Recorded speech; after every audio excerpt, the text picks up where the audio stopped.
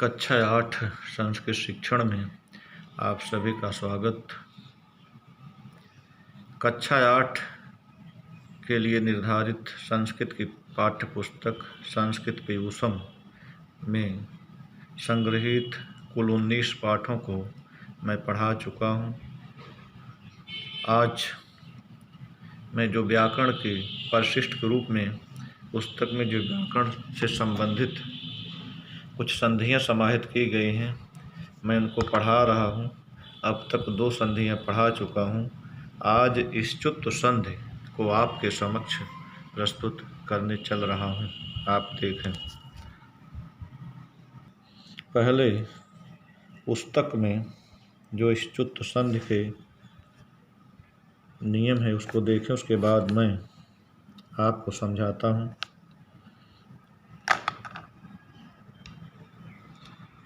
देखें, इष्चुत संधि का सूत्र है इष्टोह इष्चुना इष्चुः। इसका तात्पर्य है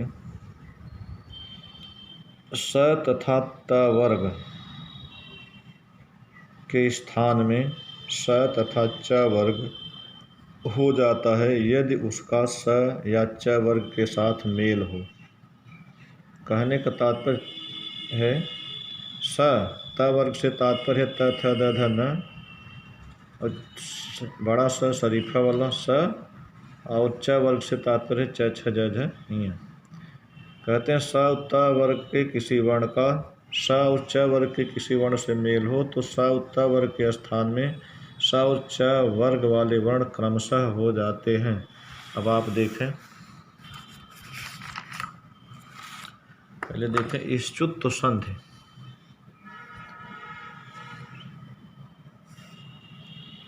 इसका सूत्र है इष्टोह इष्चुना इष्चुः। इष्टोह इष्चुना इष्चुः। इष्टोह का तात्पर्य है स और त वर्ग वाले वर्ण। स दंत स, त वर्ग माने त थ द ध न। इष्चुः का अर्थ है स और च वर्ग वाले वर्ण च छ ज झ ञ।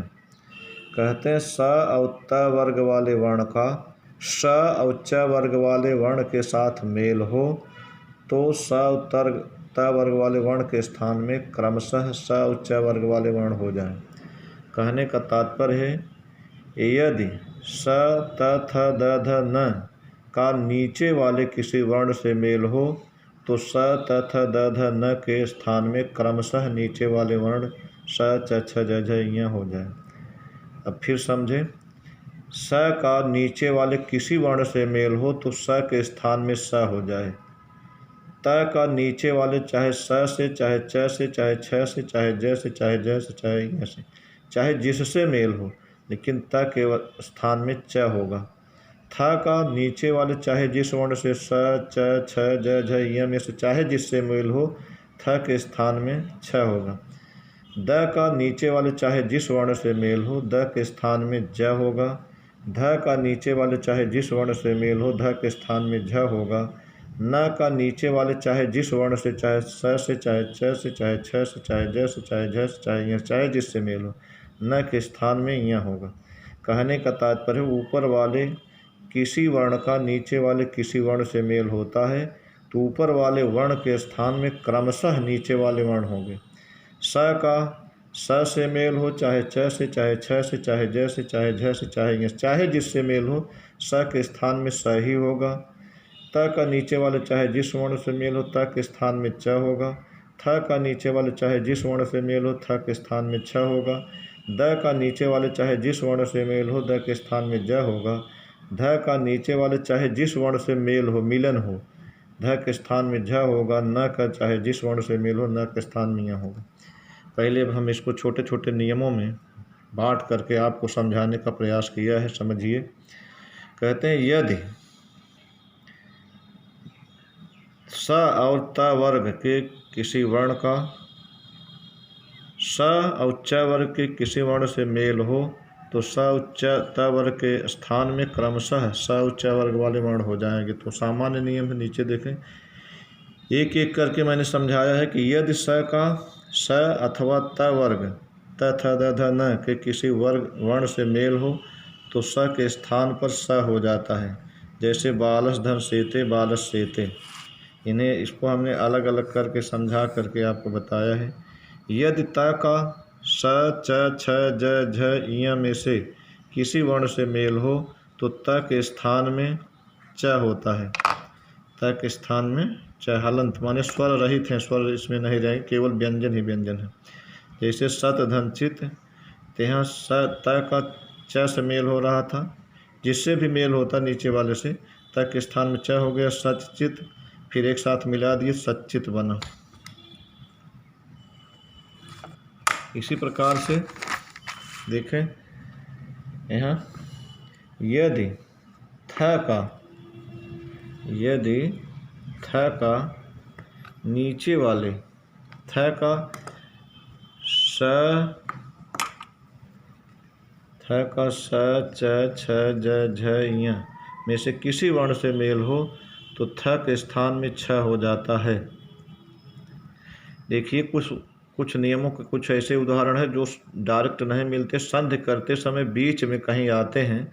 ऐसी परिस्थिति उत्पन्न होती है कि थ के बाद भी स च छ में से कोई वर्ण आ जाता है, तो वहाँ थ के स्थान में च छ हो जाता है। यह डायरेक्ट उदाहरण नहीं मिलता। यदि द का स च छ ज झ इ में से किसी वर्ण से मेल हो तो द के स्थान में ज हो जाता है। जैसे तद धन जय, तद जय, तज, द के स्थान में ज हुआ, ज से मेल होने से फिर एक साथ मिलने पर तद जय है, तद धन जय, तद जय है। फिर इसी प्रकार यदि ध का स च छ ज झ इ में से किसी वर्ण से मेल हो तो ध के स्थान में झ हो जाता है, ध के स्थान में झ हो जाता है। इसका भी उदाहरण डायरेक्ट नहीं मिलता। संधि की प्रक्रिया में संधि करते समय बीच में कहीं ध के बाद ऐसी परिस्थिति उत्पन्न होती कि ध के स्थान में झ होता है। फिर छठा देखें नियम, उपनियम। यदि न का स च छ ज झ इ में से किसी वर्ण से मेल हो तो न के स्थान में इ हो जाता है, च छ ज झ इ। जैसे रिपून धन जय, यहाँ न का ज से मेल हो रहा है तो न के स्थान पे हो गया, बना रिपून जय, रिपून जय। इसी प्रकार सारिंगन धन जय, न के स्थान पे होकर सारिंगन जय बनता है। इस प्रकार से आपकी ये इष्टुत्व संधि हुई।